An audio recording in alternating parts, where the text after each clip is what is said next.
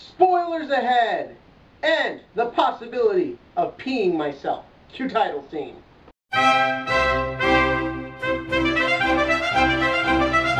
Season 4 of the show that proves that network television can go suck it just wrapped up, and boy was it amazing. For those of you who don't know, I really love Game of Thrones. It's awesome, it's action-packed, there's a lot of good boobs in it. And honestly, this season definitely continues this trend. From the amazing plot, great character development, and like I said, awesome action and awesome boobs. Well, let's start off with the plot. As many of you know, and maybe you don't, maybe you've never seen Game of Thrones before, and as I said, there are spoilers in this, so after this part, just go watch Game of Thrones and come back. Now, essentially the idea of Game of Thrones, it's kind of a mystical past, different country, but clearly is meant to look a lot like England in those times. And yeah, that part of the setup is a little confusing. But essentially it's some sort of fantasy world based on the George R.R. Martin series of the same names. And the idea is that basically king dies. And the whole series is basically about everyone's crazy, obsessive quests for power, and how the power they do have corrupts them, and how they can't give up on their power, and the expansion of the world, and the realizing of morality, and all of these things. And a lot of this sounds like it could get very distracting and very hard to put into one show. And I'm not going to lie, a couple times it can be. But for the most part, Game of Thrones works all this together beautifully and excellently. And I totally leave that up for the fact that it's on HBO. If this was on NBC or ABC or any of the major networks, it'd be full of commercials and you have to dumb down the plot a lot. Look, I know I'm not the biggest supporter of nudity in old TV. I think a lot of times it is just used as a distraction. I think sometimes that's what it is used for here. But the thing is that Game of Thrones actually utilizes it. Sex is a big part of what happens in this series, and a lot of it makes sense. Sex is all about power to these people because they're screwed up. And you're just watching all this insanity and these lunatics, and you're wondering why is anyone listening to them, and it's so mind-boggling, but you can't look away as this insanity continues. And season 4 continued with this by first off killing evil King Justin Bieber. That's right, Joffrey was finally killed very fast. And of course, naturally, everyone's a suspect because everyone hated the little bastard.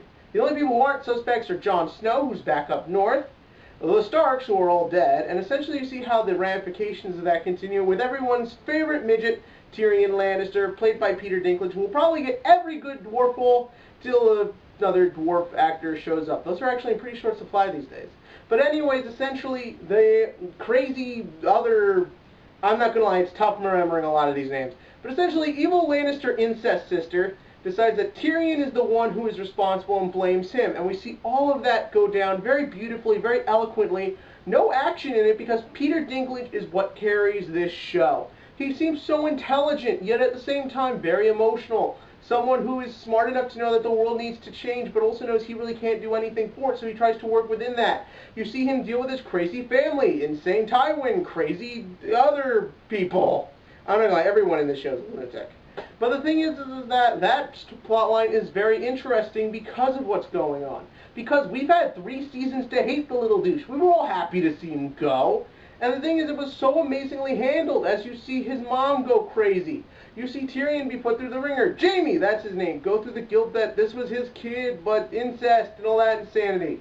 And a lot of that is just handled so well, so eloquently, so perfectly. Then on the other side of the things, the main other plot in this is Jon Snow. Essentially, Jon Snow, I guess, is meant to be our official main hero, but we all care about Tyrion more. He's back up north after witnessing the death of his whole family. He got shot by an arrow, and now he's basically just trying to move on. And the last episode they did, he really stepped up. We got probably the best action in the show's history. He went on a sword-killing spree. He beat the bad guys. Now he went to try and do something about these other bad guys. All that is great to watch. The one plot I wasn't totally on board with this season, and more so just because it couldn't be the focus, was Hot Dragon Chick. Her plot in this whole thing kind of felt a little shoehorned, like they just need to continue with her story because she's a major character. Essentially, she's now got an empire, and she's taking over other empires to try and free them and bring justice and peace and happiness. And what's interesting is in the season finale, we realize that's not going to be easy. She sees there's more to this, and we're kind of seeing her descent into madness. What could drive her potentially crazy? Probably with her army of dragons. And that's all very interesting to watch, but I wish that, I don't know, it had more of an effect on the main story. Everything with Joffrey dying, will affect Jon Snow where he is sooner or later, because it's a new king, more power and all that stuff. But the thing is, with her story arc, it sort of just kind of felt there, like it was just continuing.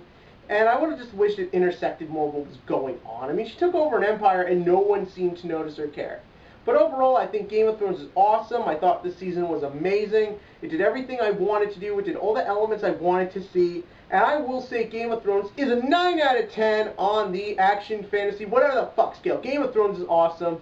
Check it out if you haven't already, although why'd you watch the rest of this review, because there was spoilers.